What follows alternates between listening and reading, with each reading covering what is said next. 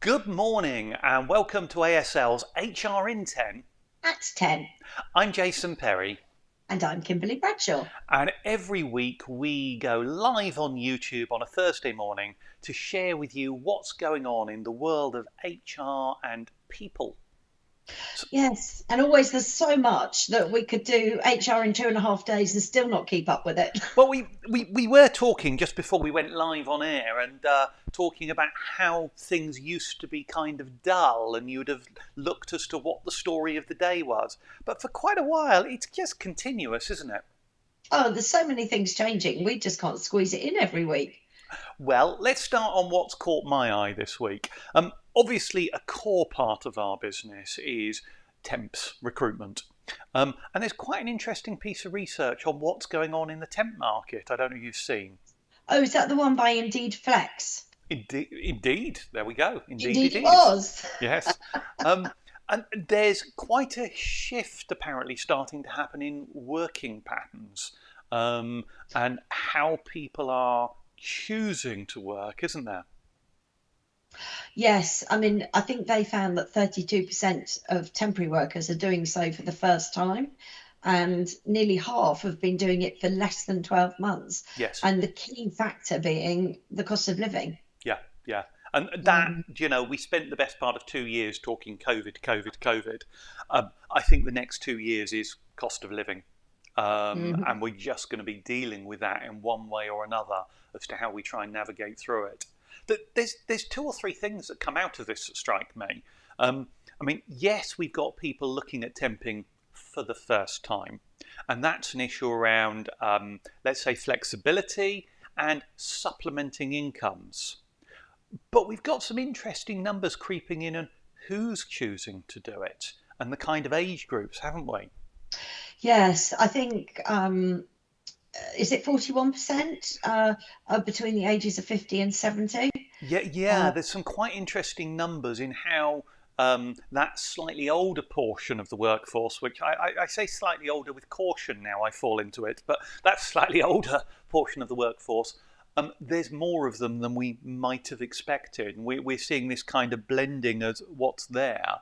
Um, and one of the other things that's really striking me at the moment is what does this mean for employers? Well, we know we've got an obligation under working time regulations to watch what our people are doing and a duty of care to make sure they don't go over 48 hours. and how do you do that if they're in two separate jobs? Indeed. Um, and we've also got, and that, that's always been there, so you've always needed to do it.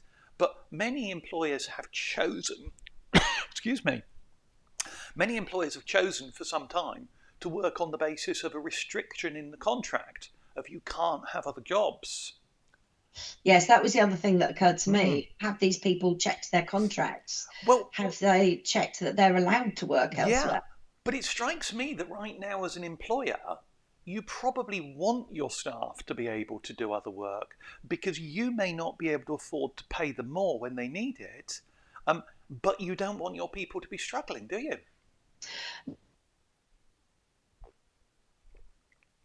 Now, I was trying to work out if you were in deep Everybody thought there, else is, Kimberly. I, I, oh, I was I trying to lost work you. out if you were in deep thought or whether or not your line had frozen. But I think your line had I frozen for a do. moment, so we had this Yes, lovely I view of know. you looking up and thinking. Do you want to try that one Oh, again? I I'm didn't catch it. good at that too. So basically, how I deal with that kind of clause is I put something like, you can't work another job without written permission from the director. And most people, or whoever is relevant, most people, employers in that situation aren't going to say, no, you can't, because No. it says you can. We just need to tell you that you can. Yes, yes. And I guess the big reason, it's the core reason why an employer might want to do that is a conflict of interests. And if you're a legal firm, what you don't want is your top legal secretary working part time for your direct competitor for the other legal practice at the other end of town, as an example. But if what they're actually doing is doing some customer service work at weekends or working in the local petrol station on the till in the evenings, there's no conflict of interest.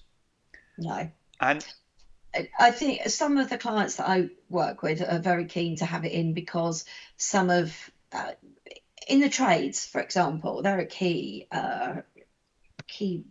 area for this.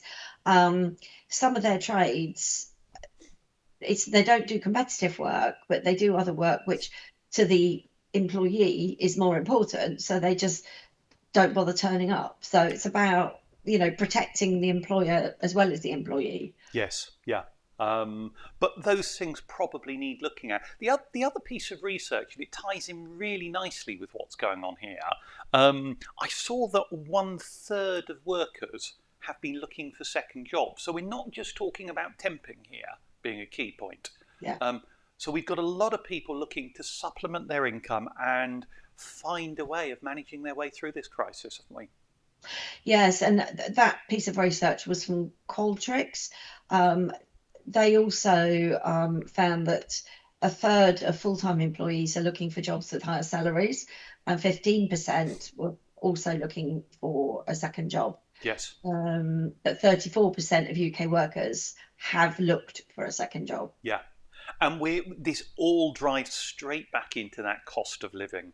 What can you do? I mean, we've got nurses' strike happening for the first time since the dawn of time or whatever, and we're looking at this and we're just seeing everybody struggling financially. And it strikes me right now as an employer, I'm going to use your favourite phrase, employee Employee engagement. engagement. Absolutely. You have to do a little pretty dance when we say that, clearly. But I think employee engagement is what this comes down to, because we may have contracts that say don't. But actually, right now, I'd say the employer of choice should be talking to their people and saying, we know we have that, but actually, talk to us. We're relaxed, we're understanding, we want to help. If you need to supplement your income, we're not going to unreasonably stop you. And that strikes me as something really good an employer can do now, to be seen to help. Well, it's a win-win on both sides. Yeah, If you say, yes, an employee gets a much needed financial boost at a very challenging time, but equally as an employer, you get to keep a really good employee that you've spent, you know, time and effort training to make them the good performer that they are. And, so absolutely it's win-win. yeah, yeah.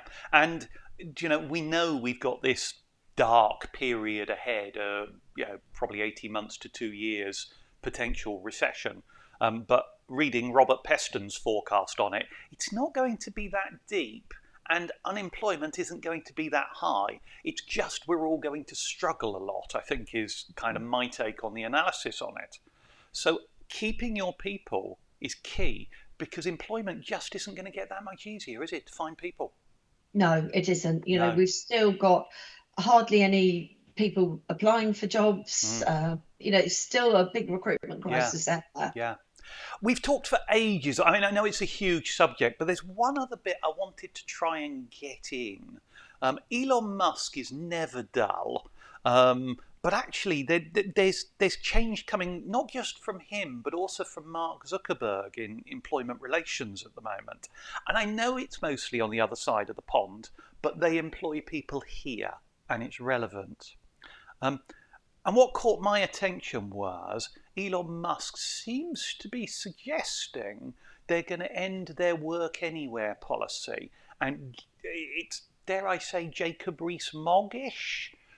Get staff back Yes, into the office? not including any employee engagement. Well, I wouldn't like to say there are too many similarities between Jacob and Elon, but it's that thing of get people back in the office. Now, I accept Twitter arguably is broken in employment terms at the moment, and sometimes you need to break things before you can fix them. But it strikes me as we go into this difficult period ahead, there may be employers think actually what we need to do is get everybody back in the office. What do you think Yeah. on that? How difficult is it to do? Well, you need to do it through consultation. You can't Mm, just say, blob, here you go. As we were talking about earlier, both Twitter and Facebook are, US-based organisations that were set up and started there, and the US has very different employment law to us and also the rest of the world. You mean like it doesn't have very much? well, yeah, they have federal laws, and then each state has its own Yes. employment laws as well. But it's much looser. It's Mm. much easier for them to do things. But if they start doing things that don't comply with employment law in the rest of the world, Yep. they're going to have huge tribunal cases on their Yes. hands. Yes. Totally. Totally. Um, so the essence here is do it slowly, do it cautiously, consult and get advice, I'd say, but um, don't just rush and change things. Yes, because I think Twitter's already got 5 employees filing for a lawsuit, haven't they? Um, And I'm sure there's going to be a lot more. yes. I'm quite confident. So, oh well, Kimberly, surprisingly, HR in 10 has been running for just over 10. As So, always. as always, so for now, I shall bid you farewell. Thank you as ever. We're not live next week, are we? You're taking a little sneaky holiday for a couple of weeks. Yes, I'm taking a holiday because my family from Canada are coming over for the first time in donkey's years, and I want to spend as much time with them as I possibly Well, can. enjoy, and we will be back in a few weeks. You can see the next date on the events page on our website. But thanks for now. We'll see you soon. Look forward to